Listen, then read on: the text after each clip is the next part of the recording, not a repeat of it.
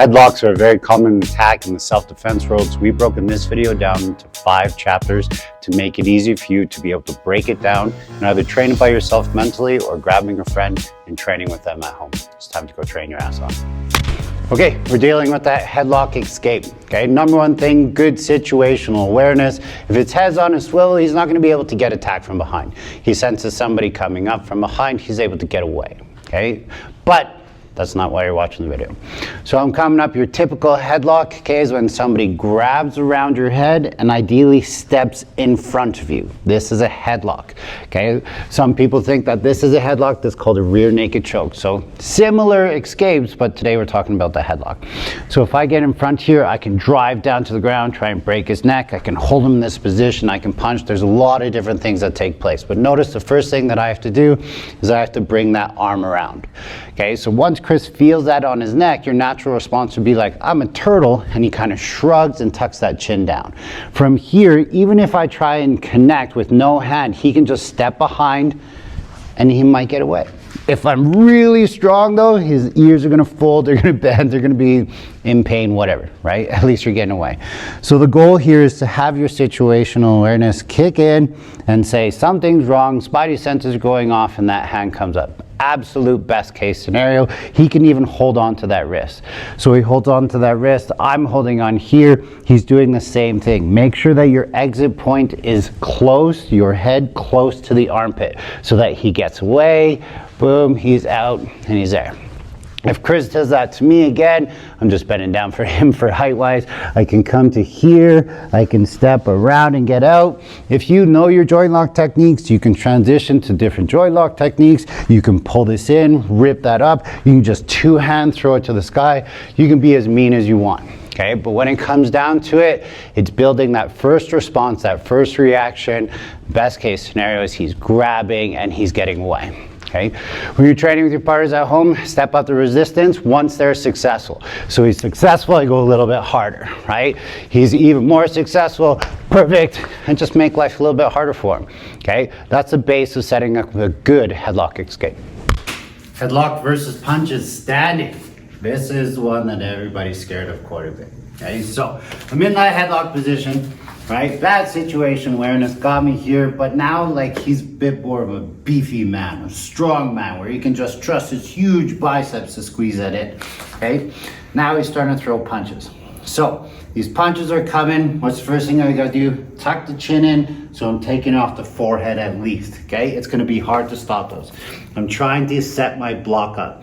Now this block isn't gonna continue to stop the punches because he's just gonna continue to rechamber, but I'm just trying to block, okay? From here, watch when he goes back. My rear hand comes in and now I'm holding on to the hand. Okay, I got the perfect situation where I got a hook. So let's just watch how I did that again. He punches, I block, maybe I catch the arm, but here's the trick. Come to the inside and collect that arm, okay? He's still squeezing on hard tight here. He's just not so tight right now because I'm teaching you guys. Again, so he's punching, block, hook, grab. Okay, everybody says that this is really hard to do and it only works because I'm taller. That's not the truth. What you have to do is look at my body position here versus here. This allows my arm to reach way over here, right? No matter how long his arm is, that's actually gonna help me, or if this is in, I can control. So it's about your position, okay?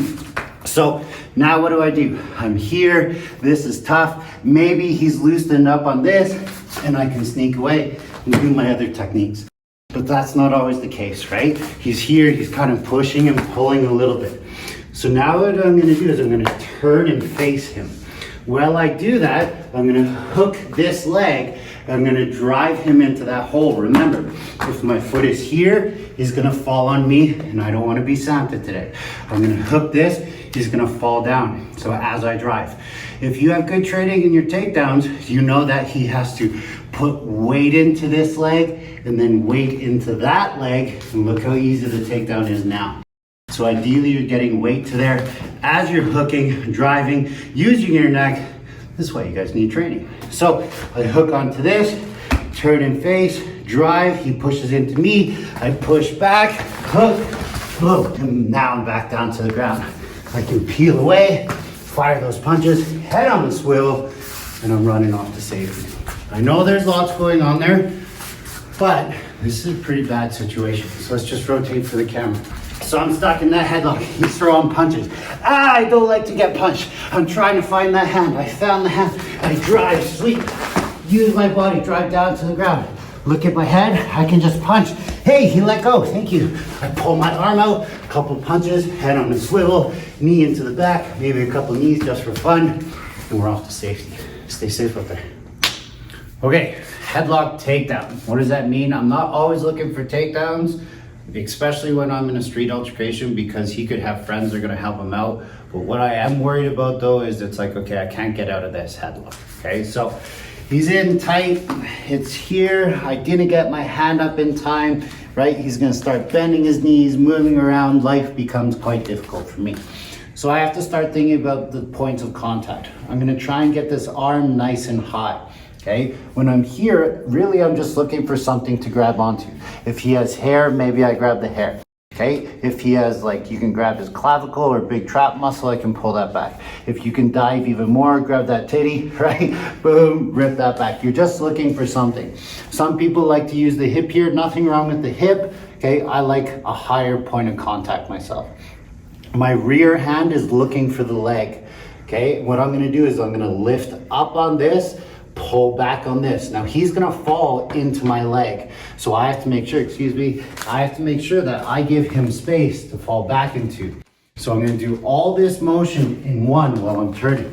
So he's grabbing me in the headlock. At least I tuck my chin down. Punches aren't coming just yet. I bring my hand under, hand over, step, all in one motion. Now he's down to the ground. Now he's on the ground and it's like, okay, well, what do? He's still holding on. So in the jiu-jitsu world, I create a frame across his face. I use my hand, I try to push off, but sometimes that's hard, especially if they're bigger or stronger. So instead, I go fingers into the eyeball. Ooh, I even got into his mouth there, right? So here I'm just squeezing, pushing. I can use my knee, I can press. Now I just start smashing and hitting, head on a swivel and away. One more time, a little bit more speed for you. So he attacks me. Boom, I'm caught in the headlock right away. My training kicks in. 1, 2, leg step, 3. We're down to the ground. I'm pushing, hitting. He's letting go. I'm here, head on a swivel, and away to safety. Stay safe. Okay, headlock, but now they had so much forward momentum, you ended up on the ground. So we're on the ground. I'm being nice to Chris right now. Notice his hand is underneath my butt. Okay, so this is a hard situation. I can just be unloading on him all day long. Okay, so he has to find somewhere to be able to connect to me. That's going to be my shirt. So his left hand's going to come up. It could be my shirt right up my collar where he can like try and stretch it. It could be my hair where he's just pushing away. But you need to be able to connect to a part of me that's going to send my body this way. If I'm bigger and stronger, then it's not going to move me this way, but it's going to move him that way. Okay, he has to use momentum here, especially if I'm holding on tight. Okay, this one hurts the ears, just so you guys know. So Chris is going to take his legs and he's going to point them to my head. Then he's going to swing them this way to my toes. So reference head to toes if you're on the bottom. So his legs go there, he does his swing, he pushes with his left arm, and he's just able to get to there, right? He can stand up, he can get away. Let's train it with a little bit more resistance. So I'm here, I come flying through, I grab, I'm down, the arm is pinned under, he grabs it, he toes, he swings, I'm holding on, yeah! There you go, right? And you can see that one of his face is red, right? It was like peeling my arm. This is not easy by any means. It's gonna take training to be able to get that done. Headlock versus ground. Okay, headlock, that went down to the ground, and you're starting to eat punches, okay? Hey, he's getting better at falling, and his arm got in front, okay? So he's not underneath like he was before, that arm is back. This is gonna make a big difference, I should say, good defense too, if I'm punching. Same concept as standing, he's trying to block it. okay? But now it's very hard for him to stop that arm and grab it. It doesn't mean that he can't, but he has to get a different priority now because he's on his back on the ground. So he's stopping those punches, which is good, but his left arm now is gonna come across my face, okay? He can go to the chin or the neck and try and push, but all he's looking for is for my body to move backwards, move my spine. If I had hair, he would grab my hair. If I had a nose, he could grab my nose. He can put his fingers into eyeballs. Right now, he's just gonna be nice to me because I wanna teach, okay? So I'm here, this is the key. Come look at his butt, okay? Right now, his butt is where I need to go. So he's gonna hip up or bridge, move his butt to the left, okay, away from me. Now he's gonna use momentum, so his toes are gonna go to the sky. He's gonna push and do a sit-up. If I'm still holding on, he does all his defense, eyeball drag, whatever, punching. Yes, I let go. He's back to safety. Hopefully his head on a swivel. Back down to the ground, please, sir. So we're on the ground. I'm here, I'm in, right? Jiu-jitsu community, they're gonna wanna hold this and create pressure into here, but on the street, it might just be punching, but we use the same defense, okay? So he's holding onto here, at least he's stopping this fight a little bit, and before I transition to another position, he frames, moves his ass out of the way, toes to use his momentum and his abs, he gets the sweep, I'm still holding on until I start eating some punches, and then I'm not holding on anymore, okay? That should cover all your defenses, or at least the majority of them, against the headlock. Stay safe out there.